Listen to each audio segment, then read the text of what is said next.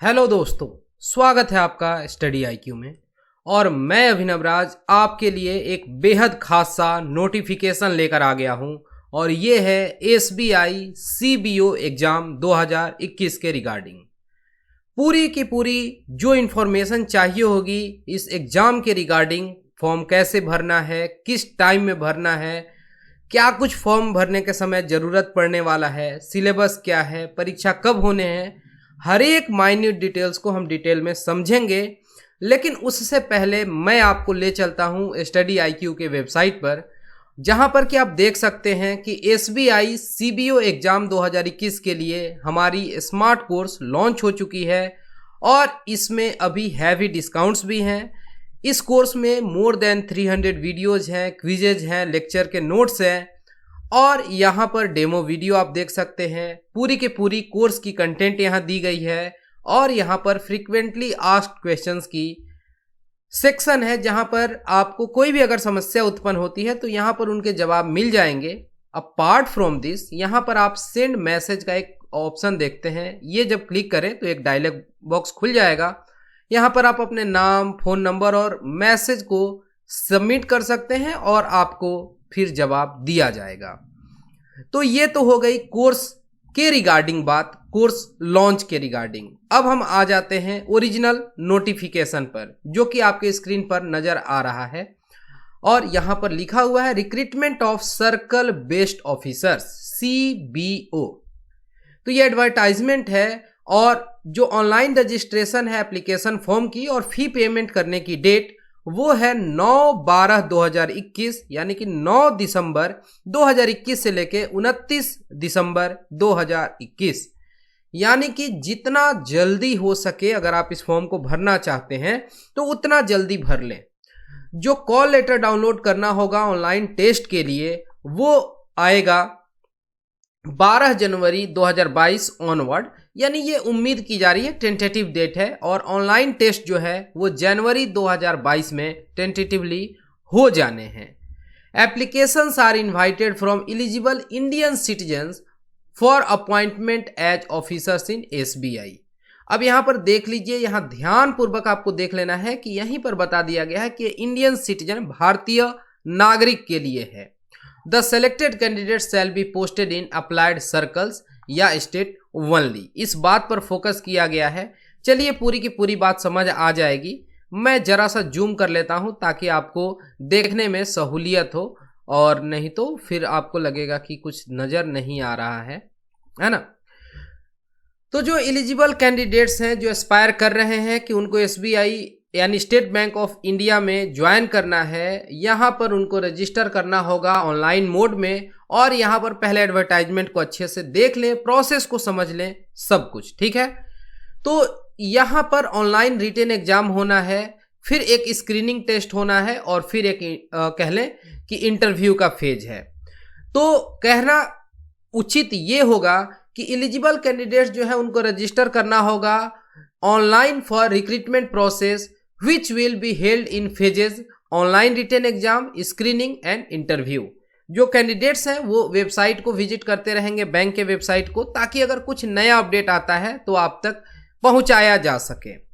यहाँ पर regular vacancies दी गई हैं, सर्कल में बांटा गया है और ये सर्कल हैं अहमदाबाद, बेंगलोर, भोपाल, चेन्नई, जयपुर। और जो राज्य हो गए, अहमदाबाद के लिए गुजरात, बेंगलोर, कर्नाटका, भोपाल में 2 पार्ट्स में बटे हुए हैं स्टेट्स इस सर्कल में, मध्य प्रदेश और छत्तीसगढ़ में, चेन्नई तमिलनाडु और जयपुर राजस्थान। अब यहाँ पर लैंग्वेज भी एक इम्पॉर्टेंट कह लें कि डिसाइडिंग फैक्टर है। अहमदाबाद गुजरात के लिए गुजराती लैंग्वेज की बात की गई है। यहाँ पर हम लैंग्वेज को विशेष अभी समझने वाले हैं। बेंगलोर सर्कल में कन्नड़ लैंग्वेज, भोपाल सर्कल में हिंदी, चेन्नई सर्किल में तमिल और जयपुर सर्किल में Hindi.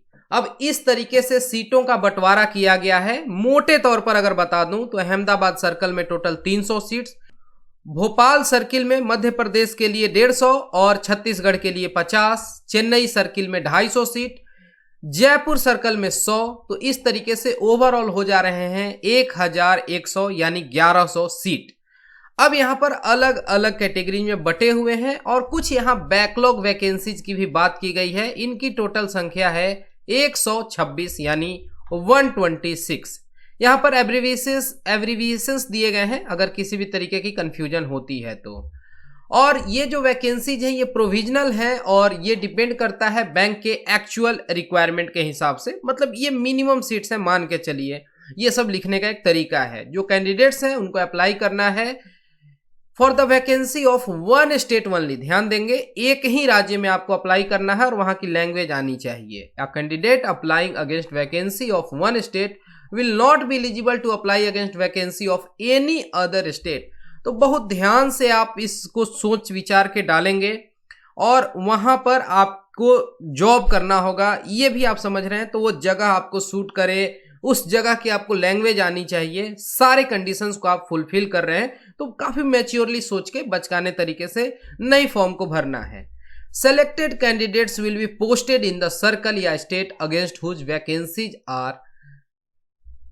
Vacancies they are selected. ये सब हो गया। और the selected candidates will not be entitled for inter circle transfer, यानी कि एक सर्कल से दूसरे सर्कल में ट्रांसफर नहीं किए जाएंगे पोस्टिंग वगैरह के लिए, तो ये भी आप समझ लें।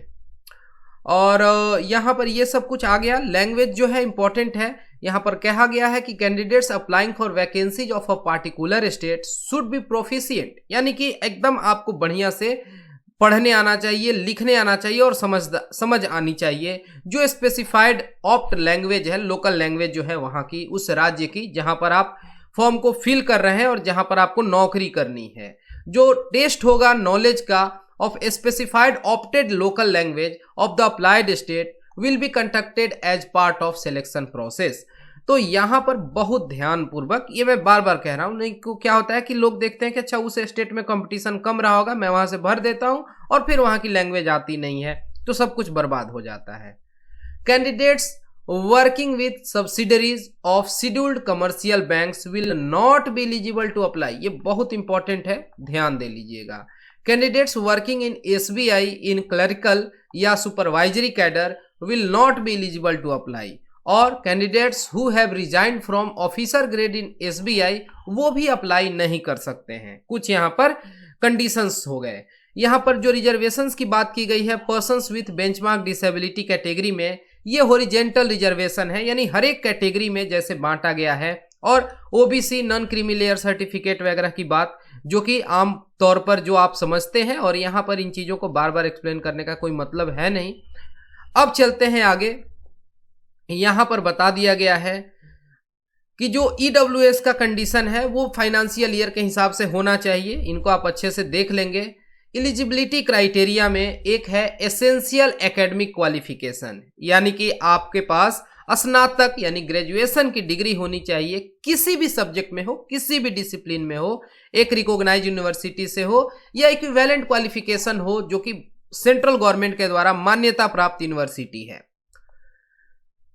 जो डेट है पासिंग का मतलब एलिजिबिलिटी एग्जामिनेशन का will be date appeared on the marksheet या प्रोविजनल सर्टिफिकेट, वही डेट माना जाएगा जो आपके मार्कशीट पर आएगा कि इस दिन आप पास हुए हैं। ठीक। एज लिमिट की जो बात की गई है वो एज 21 साल से कम नहीं होना चाहिए और 30 साल से अधिक नहीं होना चाहिए। कब की बात हो रही है तो 1/12 यानी 1 दिसंबर 2021 को आपको कैलकुलेट करना है, यानी कि उस व्यक्ति का जन्म 1 दिसंबर 2000 सन के बाद का नहीं होना चाहिए और 2 दिसंबर 1991 के पहले का नहीं होना चाहिए। और इन दोनों डेट्स को इंक्लूड किया गया है। यहां पर कुछ एज रिलैक्सेशंस हैं, जैसे शेड्यूल कास्ट कैटेगरी में या शेड्यूल ट्राइब कैटेगरी में 5 वर्ष का, ओबीसी के लिए 3 वर्ष का और पर्सन्स विद बेंचमार्क डिसेबिलिटी में आप देखें कि persons with benchmark SC ST category 15 वर्ष, ओबीसी कैटेगरी 13 वर्ष और जनरल और ईडब्ल्यूएस कैटेगरी 10 वर्ष और एक सर्विसमैन, कमीशन्ड ऑफिसर्स, ये सब यहां पर 5 वर्ष। अब ऐसा नहीं है कि अगर किसी व्यक्ति पर एक से अधिक तरीके का रिजर्वेशन का कैटेगरी अगर अप्लाई होता है तो मान लेते हैं कि कोई व्यक्ति ओबीसी एनसीएल से आते हैं और पर्सन्स विद बेंचमार्क डिसेबिलिटी के कैटेगरी में आते हैं, तो ऐसा नहीं कि 13 और 3 को ऐड करना है, ऐसा नहीं होगा। इस बात का भी आपको ध्यान देना है। एक बहुत जरूरी कंडीशन यहां पर है वो है एक्सपीरियंस। एक्सपीरियंस होना चाहिए post essential academic qualification, minimum 2 साल का एक्सपीरियंस होना चाहिए as on 1/12/2021 as an officer in any scheduled commercial bank या रीजनल रूरल बैंक जो कि लिस्ट किए गए हैं सेकेंड शेड्यूल में आरबीआई के। ठीक है, तो ये काफी लिमिटेड लोगों के लिए अपॉर्चुनिटी है, फ्रेश कैंडिडेट्स के लिए ये अपॉर्चुनिटी नहीं है। ये बात तो आपको समझ आ गई। लोकल लैंग्वेज की क्या बात थी वो हम समझ चुके हैं, और यहाँ पर आगे बढ़ते हैं। रिजर्वेशंस वगैरह की बात कर दी गई, यहाँ पर जो भी तरीके की डिसेबिलिटी है और कहाँ पर क्या क्राइटेरिया कहा गया है उसको बहुत इलाबोरेट वे में बताया गया है कि किसी व्यक्ति को कोई कंफ्यूजन ना रहे। ये अच्छी बात है एसबीआई की कि वो इतने डिटेल में सब कुछ लिखते हैं कि किसी भी तरीके का कंफ्यूजन ना रह जाए। ठीक है, अब यहाँ पर सिलेक्शन प्रोसेस को समझ लेते हैं। सिलेक्शन प्रोसेस में क्या है, रिटेन टेस्ट है। यहाँ पर आप देखेंगे कि ऑनलाइन रिटेन टेस्ट होना है, ऑब्जेक्टिव टेस्ट होंगे 120 सवाल जो हैं 120 मार्क्स के, 120 सवाल नहीं 120 मार्क्स के, और डिस्क्रिप्टिव टेस्ट होगा 50 मार्क्स का। जो डिस्क्रिप्टिव टेस्ट होगा वो इमीडिएटली होगा after the conclusion of the objective test, यानी सेम डे में होना है। अब जो ऑब्जेक्टिव टेस्ट है 2 घंटे का होना है, 4 सेक्शन होंगे, टोटल 120 मार्क्स के होंगे, 30 सवाल होंगे इंग्लिश लैंग्वेज के, बैंकिंग के नॉलेज के 40 सवाल, बैंकिंग अवेयरनेस और इकोनॉमी के 30 सवाल और कंप्यूटर एप्टीट्यूड के 20 सवाल, यानी टोटल 120 सवाल होंगे 120 मार्क्स के 2 घंटे में, यानी 120 सवाल 120 मार्क्स 120 मिनट। डिस्क्रिप्टिव टेस्ट जो है जिसको कहा गया कि 50 मार्क्स का होगा, वो इंग्लिश लैंग्वेज में एसे राइटिंग के लिए और लेटर राइटिंग के लिए होगा, आधे घंटे का वक्त दिया जाएगा। और जो मेरिट लिस्ट है वो कैसे ड्रॉ किया जाएगा, तो स्टेट वाइज और कैटेगरी वाइज होगा on the basis of aggregate marks जो आपने पूरे के पूरे रिटेन एग्जाम में पाया है, यानी कि यहाँ पर ऑब्जेक्टिव और डिस्क्रिप्टिव दोनों के मार्क्स को ऐड करके।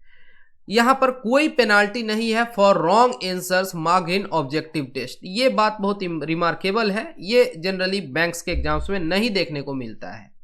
ठीक है, अब जो स्क्रीनिंग है, ऑनलाइन एप्लीकेशन और जो डॉक्यूमेंट्स है कैंडिडेट्स के, वो जो शॉर्टलिस्ट किए जाएंगे based on performance in online exam, और फिर उसको प्लेस किया जाएगा स्क्रीनिंग कमिटी के सामने। अब स्क्रीनिंग कमिटी जो होगी वो कंस्टिट्यूट की जाएगी बाय द बैंक, और ये एग्जामिन करेगी कि ये जो कैंडिडेट हैं क्या ये सारे शर्त को फुलफिल कर रहे हैं, एलिजिबिलिटी क्राइटेरिया, एक्सपीरियंस, एवरीथिंग इस तरीके से। देन आफ्टर इंटरव्यू का ऑप्शन है जो कि 50 मार्क्स का होगा, और मिनिमम स्कोर जो है इसमें क्वालिफाइंग है वो लाना ही होगा ताकि आप एग्जाम को क्लियर कर सकें। मिनिमम क्वालिफाइंग मार्क्स अभी के लिए नहीं बताया गया है एसबीआई के द्वारा, वो आगे चल के आपको बता देंगे। कैंडिडेट्स जो क्वालिफाई करेंगे for interview under OBC category, उनको रिक्वायर्ड होगा कि वो सबमिट करें अपनी ओबीसी सर्टिफिकेट जिसमें ये साबित हो कि वो नॉन क्रीमी लेयर कैटेगरी से आते हैं। सेम ईडब्ल्यूएस कैटेगरी के लिए कहा गया है। और आगे चल के यहां पर बात की गई है फाइनल सिलेक्शन की। फाइनल सिलेक्शन का क्या मतलब आप समझ रहे हैं कि अब जिसका नाम इसमें आ गया उसके लिए जॉब पक्की हो गई। तो कैंडिडेट्स जो क्वालिफाई करेंगे ऑनलाइन रिटन टेस्ट में और इंटरव्यू में सेपरेटली, और फिर जो मार्क्स ऑब्टेन किया जाएगा ऑनलाइन रिटन टेस्ट में जो कि हुआ ऑब्जेक्टिव और डिस्क्रिप्टिव दोनों टाइप का, ये ऐड किया जाएगा जो मार्क्स आपने इंटरव्यू में लाया है इस तरीके से। और यहाँ पर बांट दिया गया है, इंटरव्यू का 25% वेटेज होगा और 75% ऑनलाइन रिटेन एग्जाम का। इसके बाद ही आगे की प्रक्रिया की जानी है, रिजल्ट पब्लिश वगैरह होगा। एग्जाम सेंटर्स की बात की गई है और ये कहा गया है कि कोई भी रिक्वेस्ट नहीं एक्सेप्ट किया जाएगा। अगर आप सेंटर में चेंज करने की बात करते हैं तो सब कुछ बहुत सोच विचार के करेंगे। ठीक है, यहाँ पर जो स्टार्टिंग बेसिक पे होगा वो 36,000 रुपये होगा, स्केल यहाँ पर बता दिया गया है। और ये सब कुछ बहुत तरीके के और जो बैंक्स में पर्क्स होते हैं वो सब तो आपको मिलेंगे ही, ज्वाइनिंग, ट्रेनिंग और करियर पाथ, इन बातों को यहाँ बताया गया है। हालांकि एग्जाम से पहले बहुत ज़्यादा इन चीज़ों पर फोकस करने के बजाय पढ़ाई और तैयारी पर समय देना चाहिए। यहाँ पर डॉक्यूमेंट्स जो आपको सबमिट करने होंगे ऑनलाइन एग्जाम के समय और इंटरव्यू के समय, ऑब्वियस सी बात है वैलिड आपके पास डॉक्यूमेंट होना चाहिए, जैसे कि passport, Aadhaar card, PAN card, driving licence, voter ID card, bank का पासबुक, ये सब चलेगा जो भी है। और ये ओरिजिनल और साथ ही साथ सेल्फ अटेस्टेड फोटो कॉपी आपको जब कहा जाए तो जमा करना होगा। बायोमेट्रिक वेरिफिकेशन होगा, और अगर आप कुछ मिसकंडक्ट करते हैं तो फिर पेनलाइज भी किए जाएंगे। इन बातों को ही बता दिया गया है ताकि आप सचेत रहें, सही ढंग से फॉर्म को भरें, किसी भी तरीके की गलत इंफॉर्मेशन को साझा ना करें। ओके, और फिर यही सब है। विशेष इसमें जानकारी और तो नहीं दी गई है, लेकिन जो काम की बात है वो हमने देख लिया।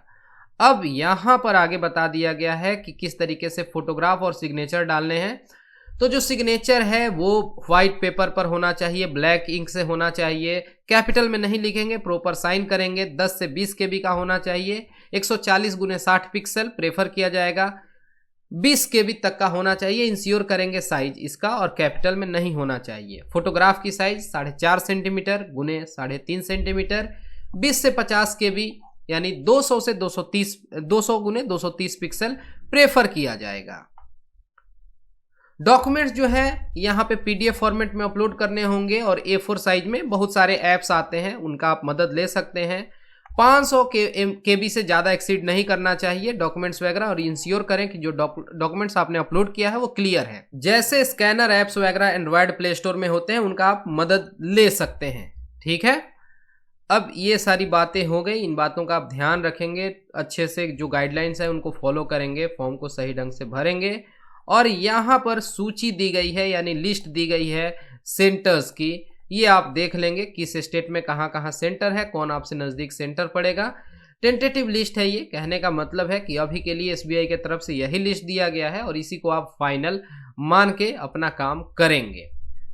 तो इस तरीके से जो भी काम का इंफॉर्मेशन है जो हमारे पास चाहिए होता है एक फॉर्म को भरने के लिए, और इसके रिगार्डिंग आपके लिए ये भी पता चल गया कि कौन सी कोर्स अवेलेबल है, वो सब कुछ हमने यहाँ पर देख लिया। मैं उम्मीद करता हूँ कि अब SBI CBO एग्जाम 2021 से रिलेटेड आपके मन में कोई कंफ्यूजन नहीं रहा होगा। लेकिन फिर भी अगर आपके मन में कोई दुविधा है, कोई संकोच है, तो बेहिचक आप इन नंबर्स पर संपर्क कर सकते हैं। और फिलहाल इस वीडियो में इतना ही। Thanks for watching and all the best for your upcoming exam.